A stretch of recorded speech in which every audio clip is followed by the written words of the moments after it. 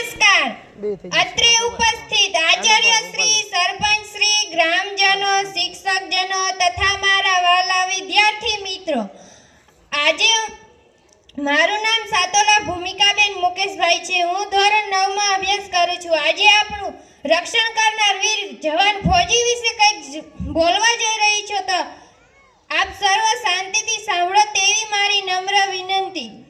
फौजी अपने लिए नहीं आगे बढ़ते, फौजी अपने लिए नहीं आगे बढ़ते, अपने पूरे देश के लिए आगे बढ़ते हैं. आर्मी આપણા દેશનો સાચો હીરો છે, આપણી દેશની શાન છે. આર્મીના જ કારણે આપણે અહીં ઘરમાં સુખ અને શાંતિથી નિશ્ચિત થઈને જીવન જીવી શકીએ છીએ.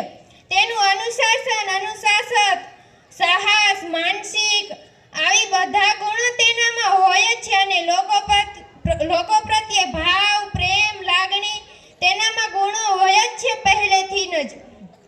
તેના જીવનમાં મુશ્કેલીઓ તો ઘણી આવે છે, પણ તે પોતાની મુશ્કેલીઓ હસતા હસતા જ કરે છે. આર્મી એમનામ નથી બની જવાતું.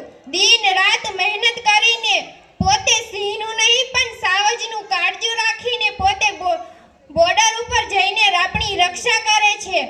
તેમને આદિત્ય સાહસ માટે મારા સત નમન કે તેઓ પોતાનું જીવન બરબાદ કરીને આપણી જન્મભૂમિનું રક્ષણ કરે છે. આર્મી પોતાની હોય કે બીજાની, પણ તે તેની દેશની કદર કરે છે. તેનામાં એટલી સાહસ છે કે હંમેશા ઝંડો ફરકતો રહે તેવી તેને ફિકર છે. અસ્તુ જય હિન્દ.